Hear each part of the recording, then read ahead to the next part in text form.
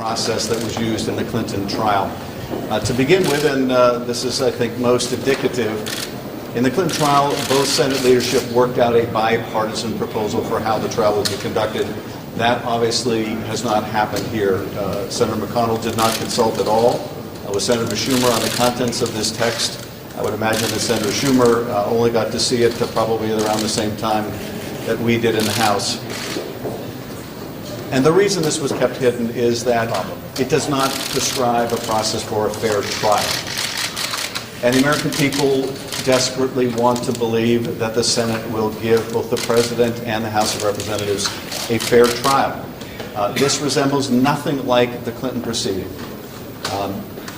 For the first point, in the Clinton case, if we're truly following the Clinton precedent, all of the documents were provided before the trial, more than 90,000 of them.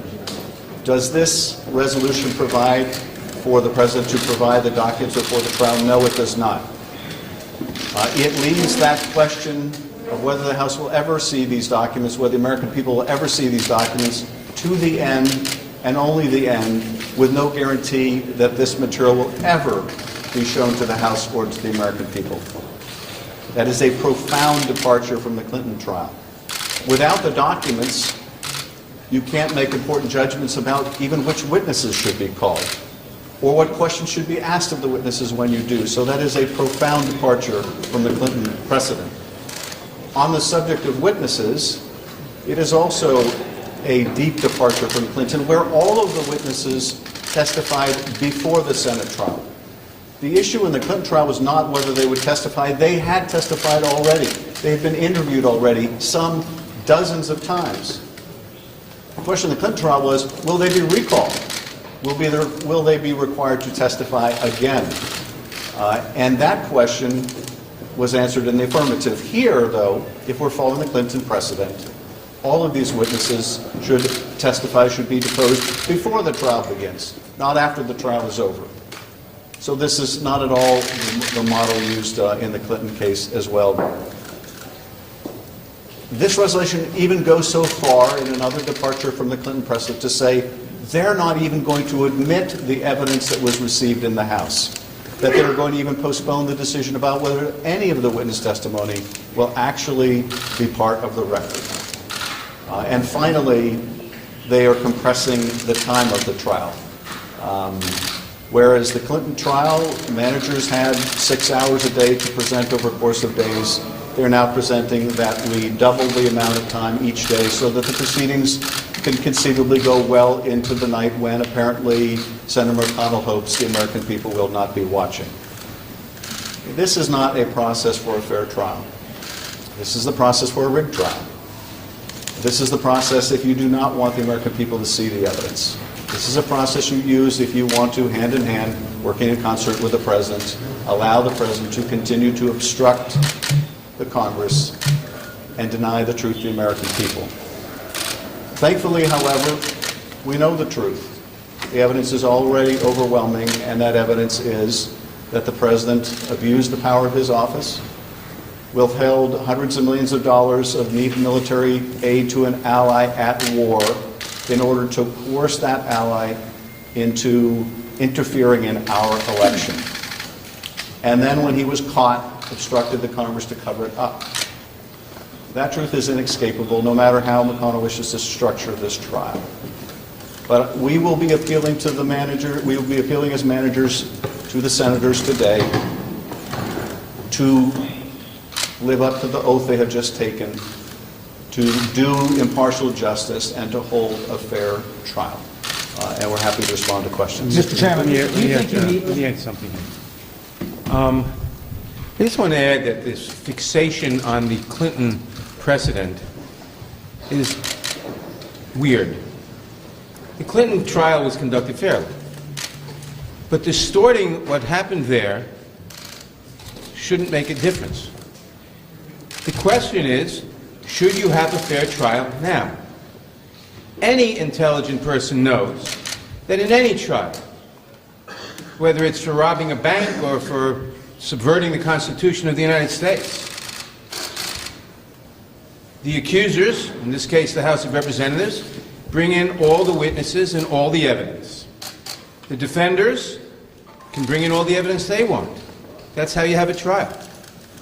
To be debating whether you should have the evidence admitted, to be debating whether you should allow witnesses, is to be debating whether you should have a cover-up, by definition. There's no other way to look at it.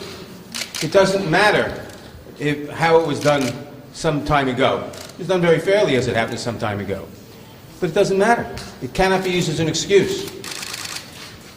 The only reason to oppose bringing a witness is to cover up because you're afraid of what the witness will say.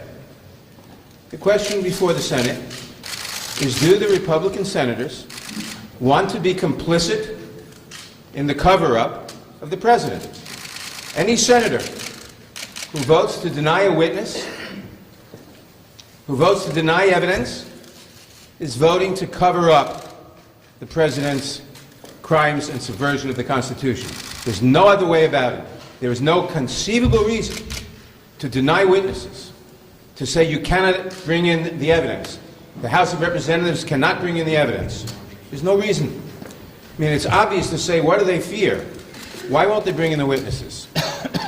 Because they are afraid of what the witnesses will say. But there's no trial in this country in which you wouldn't admit the relevant witnesses, in which it's even a question. Let's go to questions. Do you even need the full 24 hours to make your case? And are you going to use the full 24 hours even if you go through tonight? You know, that will be a decision that the House should make, not that the Senate should prescribe to go late into the evening. Look, there is a wealth of evidence to present here, and we should have the opportunity to present the case as the House chooses to present its case, not to go late into the evening when Senator McConnell evidently hopes the public may not be watching. And so we'll make decisions about how long our case should go within the rules that are prescribed. But I think the question is, what is the senator's interest? What is Senator McConnell's interest in structuring the trial this way? Is this about hiding the evidence from the American people with late-night sessions? Is this about just trying to get it over with? Because that should not be the motivation here. Senator McConnell has taken the same oath as every other senator in that chamber, and that is to do impartial justice, not to try to skew the process in such a way where the House is not permitted to put its evidence before the American people. Is the issue here the question how much Do time? you worry that all this focus on rules and process and what Senator McConnell is doing dilutes in any way the message you're trying to put out about what you think President Trump did? No, because look, this is part and parcel of an effort to cover up the president's misconduct. That was the whole object that is charged in Article 2 of the impeachment articles. And if the Senate and the Senate leadership will not allow the House to present its case, will not allow the calling of witnesses or the presentation of documents, if Senator McConnell makes this the first impeachment trial in history without witnesses or documents, it will not prove the president innocent. It will merely prove the Senate guilty of working with the president to obstruct the truth from coming out. And so I do think that by structuring the trial this way, it furthers our case that what's going on here really is a cover-up of evidence to the American people. How do you decide time for this? Who would you like to hear from the most? Who are your priorities? Well, and I'll ask some of my colleagues to add on as well, but look, there are a number of key witnesses, I think, that we know even at the outside of the trial should be called. And there are people like John Bolton and people like Mick Mulvaney, there are people like Michael Duffy and Mr. Blair, and others. But if we're proceeding in a logical fashion, if we're truly interested in a fair trial, the first step ought to be the production of the documents. Those documents will reveal precisely who the most important witnesses are. And they may be those four, and it may be others as well. Let me just give one illustration of what's being hidden from the American people. We have text messages where high-level people in the diplomatic corps are asking each other, are we really withholding military aid?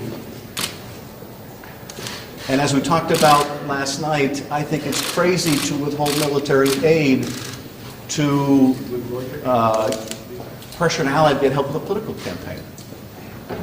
Those documents have not been provided by the administration. They don't want the American people to see them. Now, we have seen them because cooperating witnesses did provide them. But documents like those are being withheld from the public. That is the kind of cover-up that the president is engaged in, and the Senate should not make itself a party to that. So, just to conclude in terms of witnesses, we should review the documents. The House should have the right to call witnesses. The president should have the right to call witnesses. Material witnesses, not witnesses just for the purpose of smearing his opponent, but material witnesses. That's what makes a fair trial. But let me ask my colleagues who haven't had a chance to speak if they'd like to add. Mr. Chairman, why is it in the interest of having Last- the Senate to last decide? question. Mr. Chairman, how many For you pages? to not be able to know which witnesses and documents are going to be admitted while you're making your case? Well, it's as if you're on jury duty, and the judge were to come in the courtroom and say, I've been talking to the defendant, and we've decided I'm not going to let the prosecution call any witnesses, and I'm not going to let them call for any documents. I'm only going to let the prosecution read from the cold record in the grand jury. And even then, we won't necessarily decide. You can consider that as evidence. That makes it impossible to have a fair trial. Not just difficult, but impossible to have a fair trial.